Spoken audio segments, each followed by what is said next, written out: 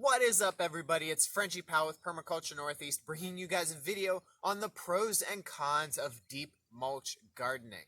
So I've been doing this for a little while now, and safe to say there are some benefits to it, more so I think, because obviously I do mulch, and so I'm on Team Mulch.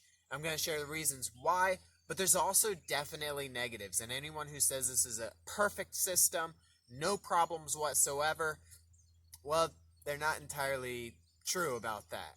And they're not completely grounded in reality.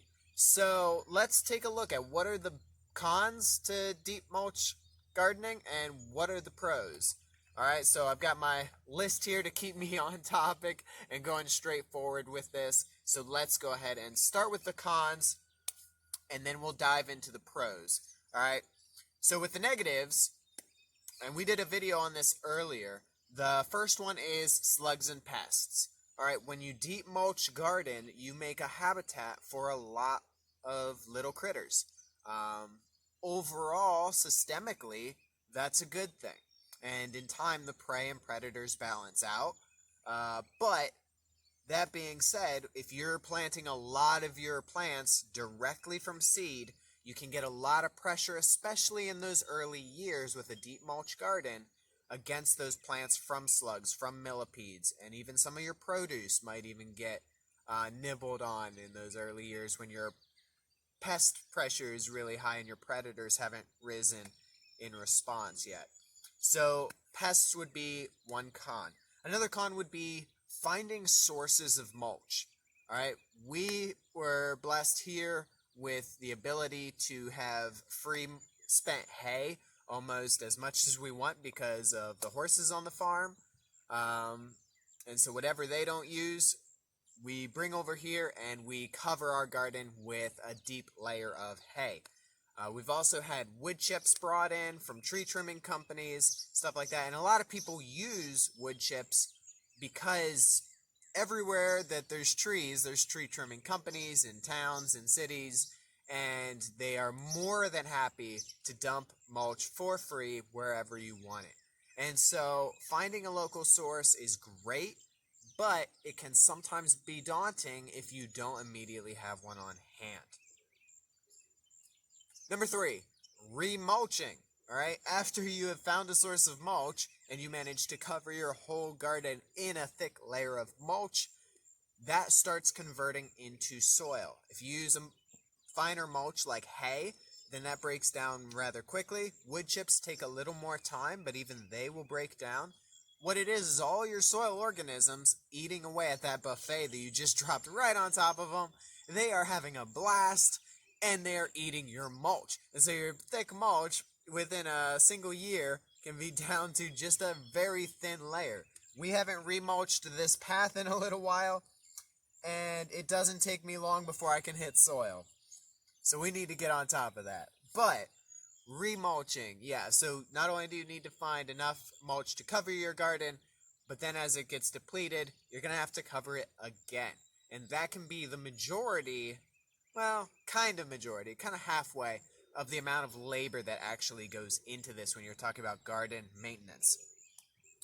After remulching, we have another con, and that is planting seeds. That kind of ties in with the slugs and pests.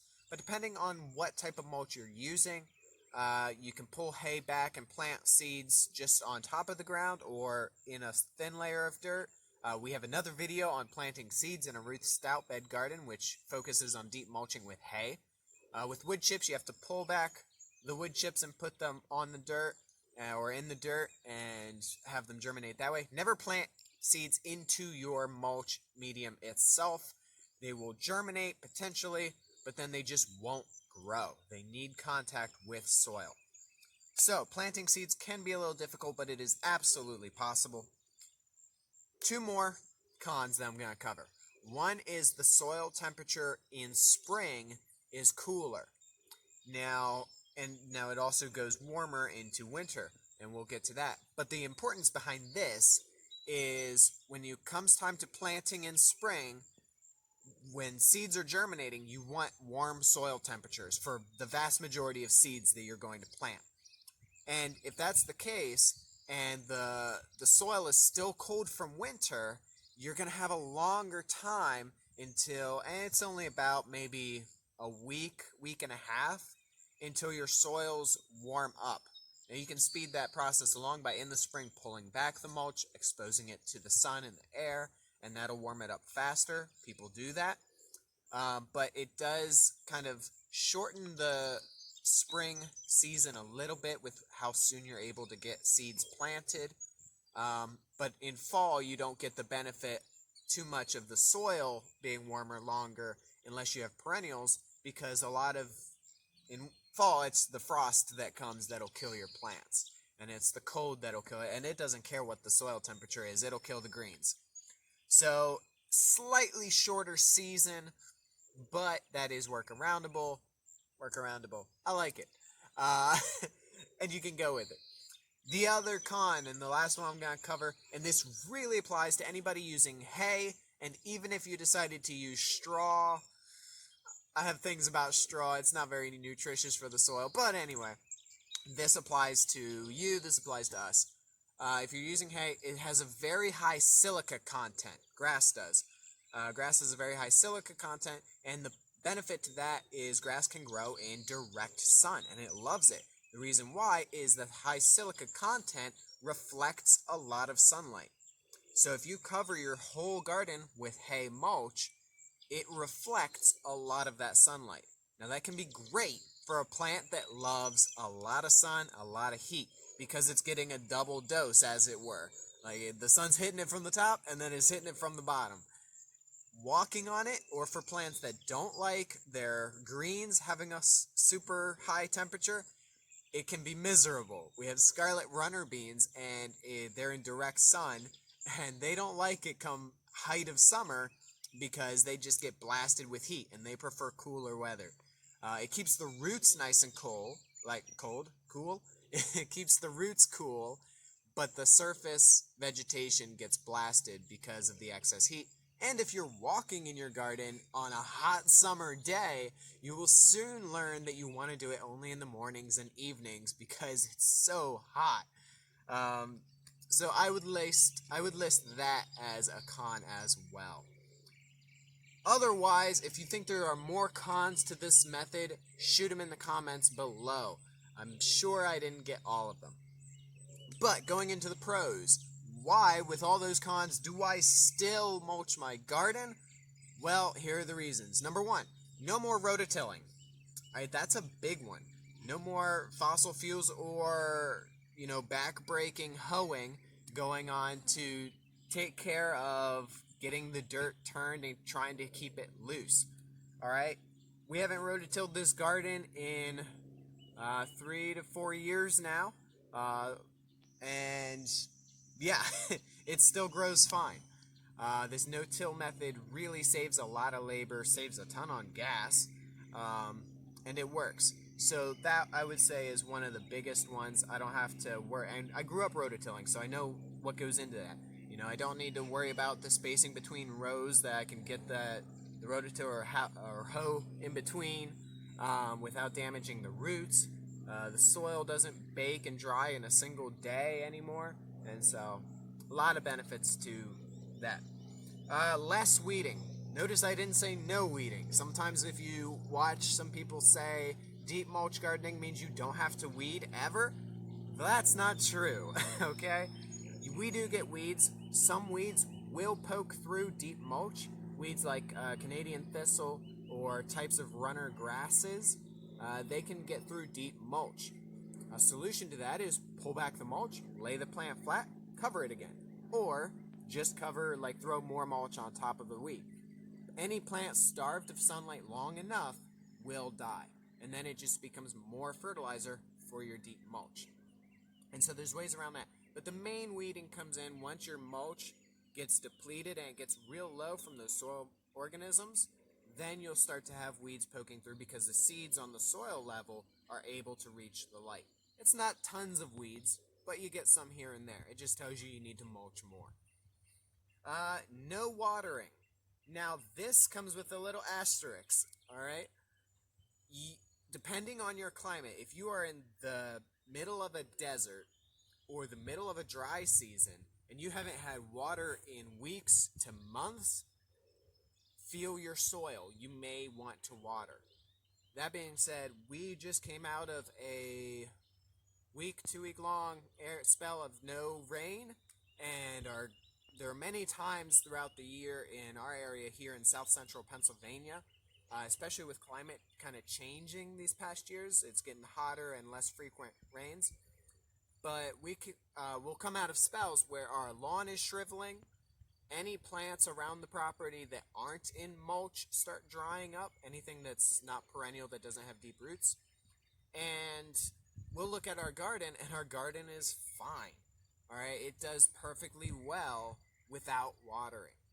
And so, that being said, check your climate. Always just pull back the mulch, feel your soil. If your soil's dry, you might want to consider watering. Just look at the plants in that case. Are they wilting? Are they not? Sometimes with deep mulch, your plants will start to wilt in the heat of the day just because they're losing water faster than the plant itself can uptake it. So really look towards the evenings and see if your plants are wilting, or especially in the mornings, see if they're wilting. If they're wilting in the mornings after night, then really consider watering. But overall, if you have deep mulch, don't really have to water. Next one is no fertilizer concerns. I don't go to the store. I don't buy fertilizer. Why? Because my mulch is my fertilizer. I don't care if you're using pine chips. I don't care if you're using black walnut wood chips or hay or anything. By the time it breaks down and becomes bioavailable for the soil, plants love it. And so I've got logs, I've got sticks, I've got hay, I've got wood chips, I've got everything in here. All of it is fertilizer for my soil for free, that I don't need to worry about my nitrogen, phosphorus, potassium levels whatsoever. Big concern off of me. All right, next one. Healthier soil overall. That kind of ties in with the fertilizer. When you add the mulch, you are encouraging the soil organisms to really come up and play the ecosystem role. Diversity equals health. It's one of the big things we look at with permaculture, with society, with anything. Diversity equals health of a system. If you just have one plant everywhere, your problems are going to be exponential. If you have a diverse plant system, a diverse soil system, that's going to be better. You're going to have beneficial bacteria, beneficial fungi, even beneficial forms of viruses and protozoa, stuff like that in your soil, and that will contribute to the overall health and well-being of your plants. All right, healthier soil. With that, I saw online just recently, one of my friends posted, tomatoes are looking great, but I can't go in the garden because it's too muddy. Classic problem for anybody who rototills and has exposed soil. After a big rain, your garden is muddy, it is generally caked, and so if you walk out there, you're going to walk out with boots or shoes full of mud, and it's going to be disgusting. Not only that, when you pick your produce, there's going to be a lot of splashed up dirt on it. You're going to take it inside, you're going to have to wash it, and that's a big problem if you're dealing with leafy greens, and especially things like lettuce. Ever since we started mulching, no more of that. We've never had dirt splash up onto our produce. We don't have to take it in and wash it. Many people would recommend it, but I've been eating it just fine. Maybe I'm going to keel over dead tomorrow from it, but we'll see. The produce isn't visibly dirty, and that is a big plus considering whenever we harvest our lettuce or any of our greens or squashes that are on the ground itself, or strawberries, that I don't need to take it inside and spend 10 minutes, 5 minutes, 10 minutes scrubbing them or spinning them or anything like that just to get all the dirt off. So that's a huge plus for me and some people that I know who also do it. Root temperature moderation. This one I'm actually going to call in peas as an example, garden peas, and snap peas actually. And the reason is they turn bitter when their roots get hot. If the outside temperature gets hot, that doesn't necessarily mean your peas are going to be bitter come midsummer. we still have some string peas. We still have some snap peas that are still producing pods. I think it's only 2 plants left, but we were snapping them off yesterday, and we are coming towards the end of July, and we planted them in spring. I tasted one of the snap peas, and it was still sweet. They'll stay that way if the ground is cold. If the ground, well, cool, okay? It's not cold to where nothing germinates, but it's cool soil temperature. They like their roots being cool. Squashes like cucumbers, zucchini, summer squash, they like actually slightly cooler temperatures. They don't like the blazing heat of summer. And so the mulch, keeping the soil temperature moderated and cool, is a huge plus when it comes to getting an extended harvest off of many of your plants. That being said, it also benefits perennials, especially when it comes to winter. Soil temperature moderation, the mulch will keep your soil cooler in the summer and warmer throughout the winter. And so if you're talking about a perennial that dies back to the ground and it's all delicate in its root system and it needs to come back in the spring, especially if you're looking to grow, we're in zone 6B. So if I'm looking to grow a zone 7 plant that's perennial, I can probably most likely in most places do that because of the mulch and because it will keep the soil temperatures warmer than if it were just exposed in like a lawn or especially a bare dirt garden. And so that's definitely another benefit. And the last one I'm going to cover today, bringing this list to a close, this will be number 8 on the pros, is easy, super simple composting. If I pull a weed from my garden, I don't care if it has seeds on it, I just throw it right on top of the mulch. If I pull weeds from around the property, throw them right on top of the mulch. If I've got grass clippings, mulch. Kitchen scraps, mulch. Like, any organic material can be mulch. Even paper products. I have a set paper pit that I'll put all the paper compost in and have it break down there. That's adding fertility to some of my perennials around it. If you're concerned about the toxicity of that, plant perennials that you don't eat, but then mulch them. Tree trimmings, branches that fall from storms, more mulch. All right, I don't have to compost whatsoever because I lay everything down on the ground like nature does it, and it mulches for me. All right, creation works. It's a proven system. If it weren't, we'd all be dead decades, centuries ago. But it does work, guys. All right, so that's my composting system. My garden is my compost bed, as Ruth Stout said. And so, yeah. That's the pros and cons for deep mulch gardening, guys. I hope you've enjoyed this video. I'm sure I missed something. All right, so go ahead, throw that down in the comments. Comments really get this video spread. So don't even need to share the video. If you liked it, just say, I liked it, down in the comments. Be sure to like it. Subscribe to our channel, guys. I love seeing that subscriber count go up. I love seeing your guys' comments. Feel free to even critique it if you think there's some things that could be done better. But that's Frenchie Powell with Permaculture Northeast, guys, signing out.